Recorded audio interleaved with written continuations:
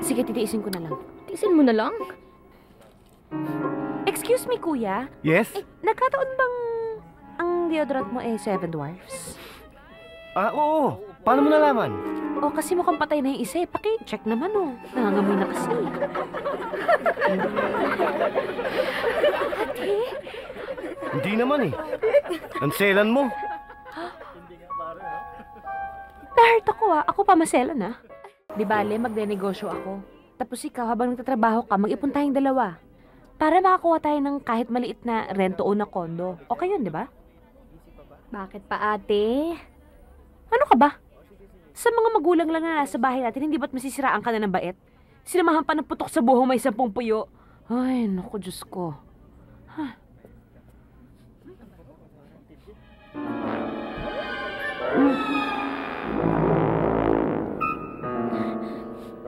Te?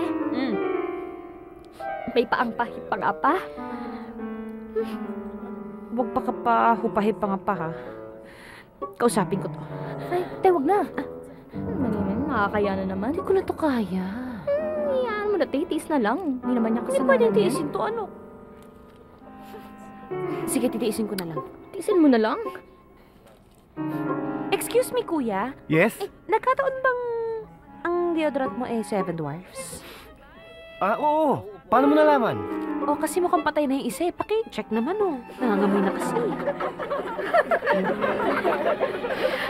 Ate? Hindi naman Nanselan mo. Na-hurt ako Ako pa maselan Ganon Pues.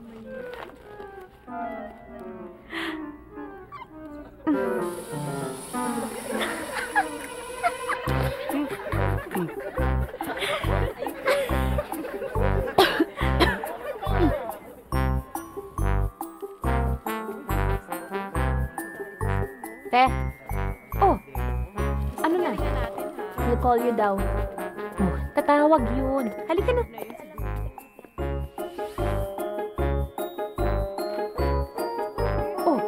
Ano na? We'll call you daw. May telepono naman tayo. Mamaya na pag-uwi natin sa bahay, tumatawag na yung mga yun.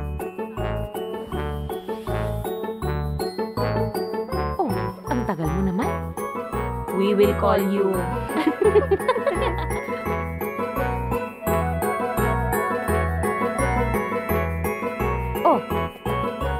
Hulaan ko.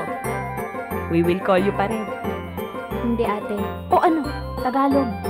Tatawagan ka na lang namin. Okay lang yan. Hayaan mo na yung mga. Kung wala talaga magandang trabaho makuha, Diyos ko, it's their loss. Pwede tayo magtayo ng negosyo. Ang dami magandang produkto ng Bulacan na pwede nating ibenta. Hayaan mo nga sila. Bakit mo ba ako sinama sa paghaharap ng trabaho? Kasi naman, kuya, nilibot ko na lahat ng kumpanya dyan sa Makati, pero di pa rin ako matanggap-tanggap. Alam mo, feeling ko tong si Ate Malas May balat kasi yun sa... Ha? So, sa tingin mo ako yung swerte? Ay, hindi, kuya.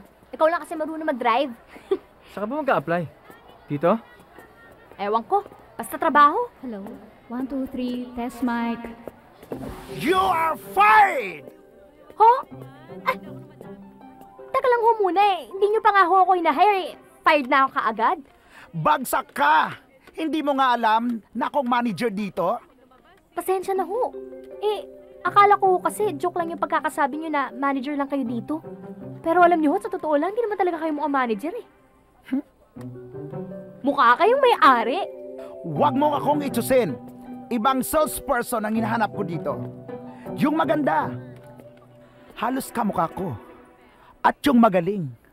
Parang ako. At yung mapagkakatiwalaan. Tulad ko.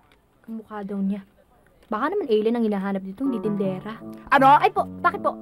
Sabi ko ho, sana ho, kahit one day lang, subukan niyo ko kasi siguradong magugustuhan niyo ko. Pag sinabi kong hindi, hindi! Yung kailangan ko dito, yung may boses, yung kumakanta, itsura mo pa lang, parang piyokin na.